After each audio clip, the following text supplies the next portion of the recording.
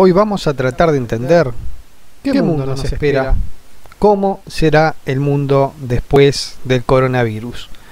Para ello vamos a basarnos en las opiniones de tres prestigiosos autores, de tres prestigiosos intelectuales del mundo académico.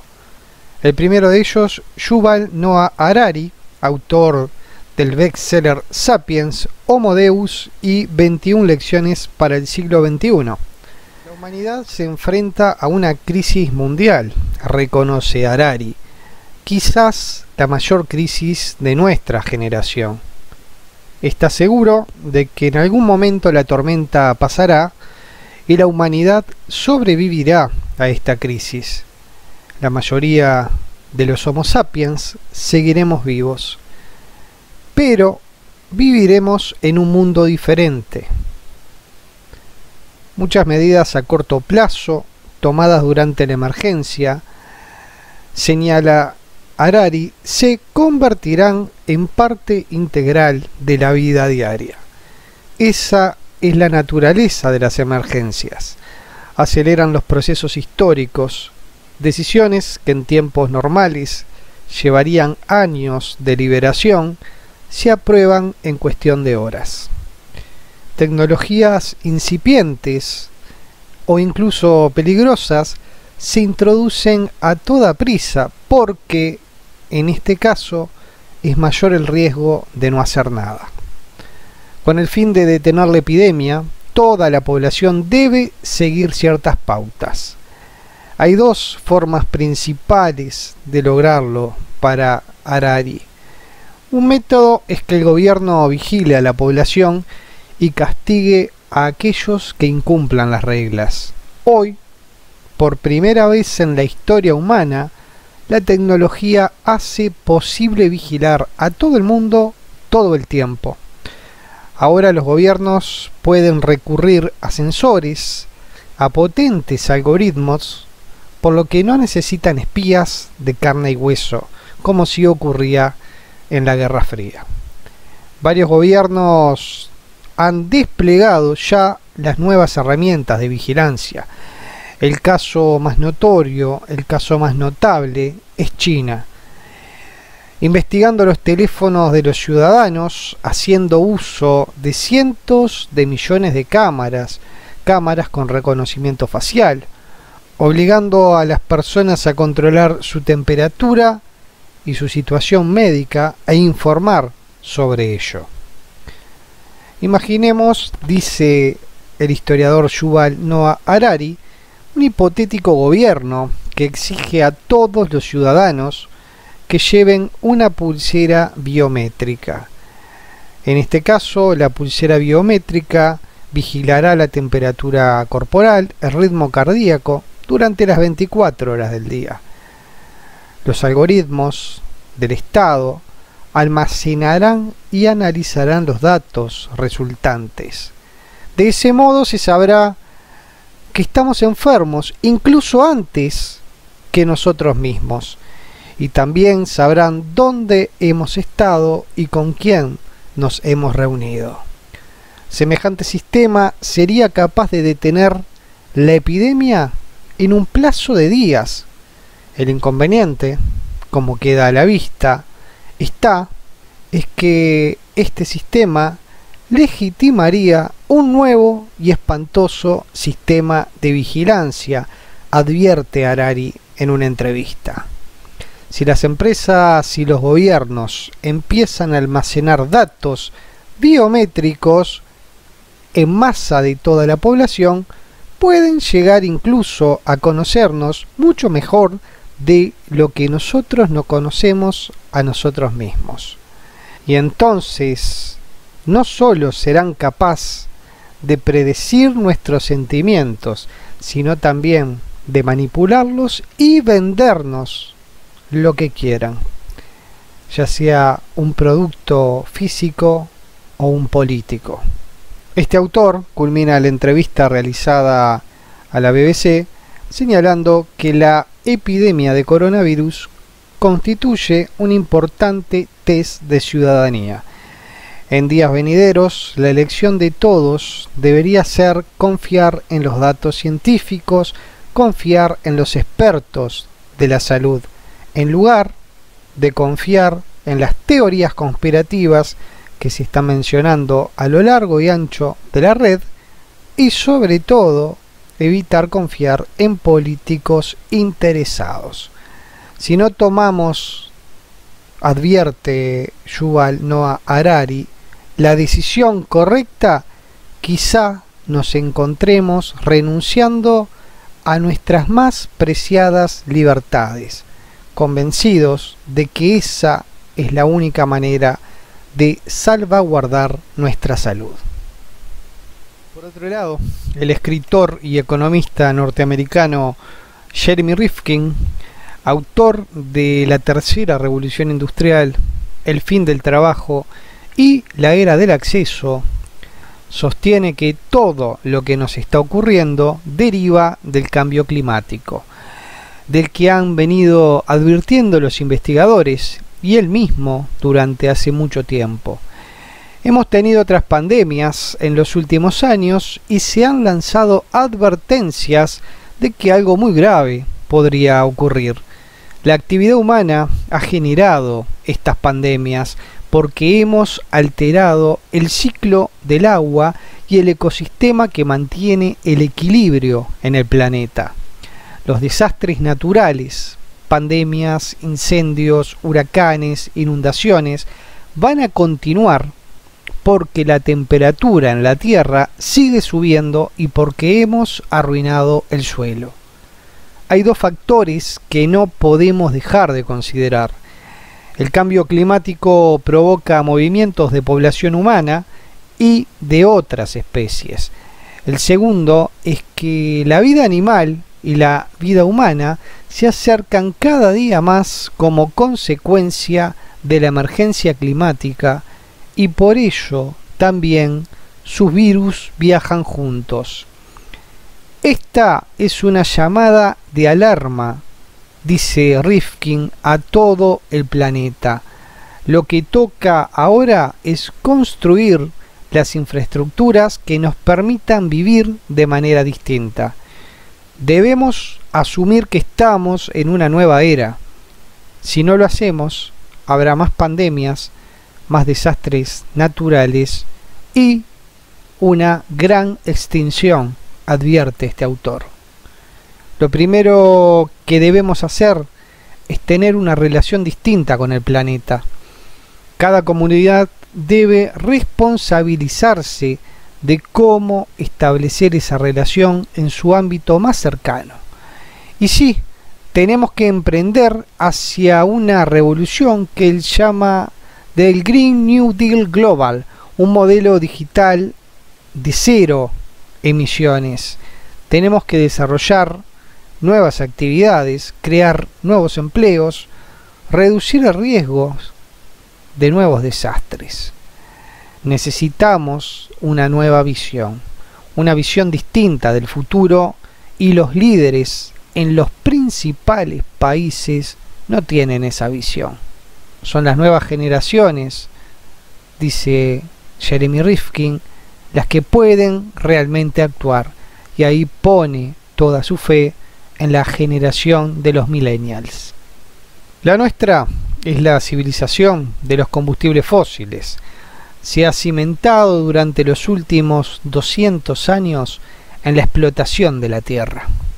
El suelo se había mantenido intacto hasta que empezamos a excavar los cimientos para transformar ese suelo en gas, en petróleo, en carbón. Y pensábamos que la tierra permanecería allí para siempre, intacta. Hemos creado una civilización basada en el uso de los combustibles fósiles. Estamos realmente ante un cambio climático, pero también estamos a tiempo de poder cambiar esa realidad. El cambio climático provocado por el calentamiento global y las emisiones de CO2 altera el ciclo del agua, el ciclo de la tierra. Somos el planeta del agua, dice Rifkin. Nuestro ecosistema ha emergido, ha evolucionado a lo largo de millones de años gracias al agua. El agua permite vivir y permite desarrollarse. Nos enfrentamos a la sexta extinción masiva y la gente ni siquiera lo sabe. Dicen los científicos que van a desaparecer la mitad de todos los hábitats y de todos los animales de la Tierra en las próximas 8 décadas. Ese es el marco en el que estamos, esa es nuestra realidad. Nos encontramos cara a cara con una extinción en potencia de la naturaleza, de la vida, para la cual no estamos preparados. La segunda revolución industrial que provocó esto, que provocó el cambio climático, está muriendo, está desapareciendo, y es gracias al bajo costo que tiene la energía solar, que es más rentable actualmente que el carbón, que el petróleo y que el gas, que nos estamos moviendo hacia lo que Jeremy Rifkin considera una tercera revolución industrial. Esta nueva revolución industrial, al igual que las anteriores, trae consigo nuevos medios de comunicación, de energía, de transporte y logística. La revolución en las comunicaciones es Internet, como en su momento lo fueron la imprenta, el telégrafo, el teléfono, la radio o la televisión. Hoy tenemos más de 4.000 millones de personas conectadas y pronto tendremos a todos los seres humanos comunicados a través de Internet. Todo el mundo está conectado. En un periodo como en el que vivimos, las tecnologías nos permiten integrar un gran número de personas en un nuevo marco de relaciones económicas. El Internet del conocimiento se combina entonces con el Internet de la energía y con el Internet de la movilidad. Estos tres Internet crean la infraestructura de la tercera revolución industrial. Convergerán y se desarrollarán sobre una infraestructura de Internet de las cosas que reconfigurará en qué se gestiona y cómo se gestiona toda la actividad durante el siglo XXI. El codirector de los yacimientos de la Sierra de Atapuerca, Eudald Carbonell, es uno de los mayores expertos españoles en la evolución del ser humano. Ha publicado, además de multitud de libros de divulgación, el más reciente de ellos, Hazte Humano, es un repaso sobre la historia de la vida en el planeta Tierra. En una reciente entrevista dice Eudald Carbonell que lleva 45 años sin parar pensando en el pasado, pero ahora le interesa el futuro. Y que lo que ve, lo que piensa del futuro, no es precisamente esperanzador. Esta no es una crisis sanitaria, afirma, es una crisis social, es una crisis universal. Es el colapso del sistema por no haber afrontado cambios estructurales cuando hace unos años tuvimos las primeras advertencias. No debemos confundir, y acá se separa de las apreciaciones de Jeremy Rifkin, no debemos confundir colapso con extinción, aunque estén relacionados. Si no hay conciencia crítica, se producen colapsos, y muchos colapsos repetidos llevan a la extinción de una especie. Nunca he sido partidario, dice Carbonell, de que la extinción humana esté cerca, como sí lo dicen otros científicos. Pero en los últimos años estamos viviendo procesos de colapso debido a nuestra incapacidad para sincronizar la conciencia como especie con el aumento exponencial de la tecnología. Estamos en un cuello de botella, es un cambio de fase que no sabemos afrontar. No tenemos conciencia crítica de especie. Cada país, cada empresa compite para desarrollar la tecnología para su propio beneficio. El COVID-19 es el último aviso. Esta molécula ha desestabilizado el sistema y las consecuencias no son solo sanitarias, son económicas y provocará mucho más muertos que lo que diga la cifra oficial. Piense, dice Carbonell, que es la primera vez que la humanidad entera se plantea desafiar a la selección natural. Todos los países, todas las estructuras de poder amenazadas al mismo tiempo. Es algo único. La conciencia de especie hace que intentemos salvar todas las vidas posibles y lo hacemos gracias a la tecnología. Sin ella, el resultado del coronavirus sería un diezmo de la población similar a la de la gripe sufrida en 1918 o a la peste negra padecida en el siglo XIV. Ahora lo importante es salvar vidas, pero la tecnología sola no nos salvará, si no empezamos a redistribuir la energía en lo que realmente es importante para nuestra supervivencia. Como ejemplo, dice Carbonell, acabar con los líderes, que es lo peor que hemos conservado de nuestro grupo zoológico. Generalmente ponemos a los peores al frente, y estas son las consecuencias. En estas democracias formales se vota a gente que suelen ser los más ineptos. La selección natural consiste en eliminar a los menos adaptados, que no son necesariamente los más débiles. En el pasado, la propia estructura evolutiva expulsaba a aquellos que no se adaptaban, porque si no, desapareces como grupo. Cuando se socializó el capitalismo, hizo falta una revolución industrial y 2 guerras mundiales para que las mercancías pudieran circular por todo el planeta. Eso nos costó 200 millones de muertos sobre una población de 1.500 millones de personas, un 13% de la población mundial. En esa época es cuando se crean los organismos supranacionales, hoy inservibles, que en lugar de obligarnos a obtener consensos en momento de crisis, se dedican a aconsejar. El trauma de las guerras mundiales y la pobreza subsiguiente, dice Carbonell, no nos ha llevado a tener una actitud crítica y responsable con el conjunto de la humanidad. Diría que al contrario, más competitividad y mayor desconfianza. La globalización, entiende este autor, es un error que pagaremos muy caro. El mundo pudo irse al garete por culpa de una guerra nuclear, y ahí tuvimos conciencia de especie para frenar la escalada a tiempo.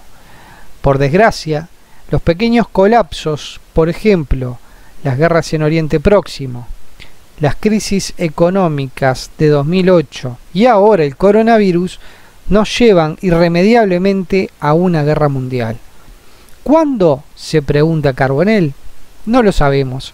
Y en una guerra mundial varios países dispondrán de una energía nuclear que no se ha usado con fines de destrucción aún, pero que por supuesto querrán usar de forma destructiva. Si esto finalmente no ocurre, es porque somos humanos, porque de nuevo volvemos a anteponer la conciencia de especie. El COVID-19 rompe o acelera el camino hacia una futura guerra mundial, pero nada se mantendrá igual, aunque cuando esto pase, mucha gente diga, ya hemos vuelto a la normalidad. No será lo mismo, debido a las profundas consecuencias económicas, sociales, estructurales. La formación social que gobierna el planeta no sabe cómo solucionar los problemas. Y no me gustaría llegar, dice Carbonell, al final de los colapsos secuenciales. Esto ya ocurrió con los neandertales. Y mire cómo terminaron los neandertales. Los neandertales también vivieron una secuencia de colapsos como la que estamos viviendo nosotros. Entre los años 50.000 y 40.000 a.C. se produjeron una serie de crisis cíclicas y continuas. Cada 2 o 3.000 años se producían cambios climáticos que obligaban a readaptarse. Pero ahora llega el frío y el agua se congela, ahora el calor, y así sucesivamente. Hasta que llegó un punto en que no hubo una respuesta de la especie ante estas secuencias, ante estos colapsos. Los neandertales desaparecieron entonces tras haber ocupado una gran extensión territorial en Europa y en Asia, y ser un grupo cohesionado y en crecimiento demográfico, articulado en clanes alrededor de el 60.000 a.C. A la crisis climática vivida por los neandertales se le unió la llegada de los Homo sapiens, nuestra especie, que penetraron por el Oriente Próximo y todo se fue desestructurando. Los grupos de neandertales se fueron aislando y al aislarse perdieron la conectividad y el sistema perdió la cohesión. Debemos, advierte y sugiere Carbonell, desacelerar rápidamente la globalización y apostar por la planetización, que es tener conciencia crítica de especie y evitar gastos inútiles y pérdidas de energía exponenciales, provocadas, entre otros factores, por el intenso consumismo. Si no, entraremos en una secuencia de colapso que puede provocar entre 2.000 y 3.000 millones de muertos y la pérdida del 15 al 20% de la población. Las derivaciones de una crisis provocan más muertos que la propia acción. Cerramos así entonces las 3 hipótesis de lo que nos espera en los próximos años. La primera que desarrollamos fue planteada por Yuval Noah Harari, un reconocido historiador de origen israelí. La segunda por un sociólogo norteamericano y economista, Jeremy Rifkin, y la última de ellas por un especialista, un paleoantropólogo español, Edouard Carbonell. Espero que les haya sido de utilidad este video y nos vemos en próximas entregas.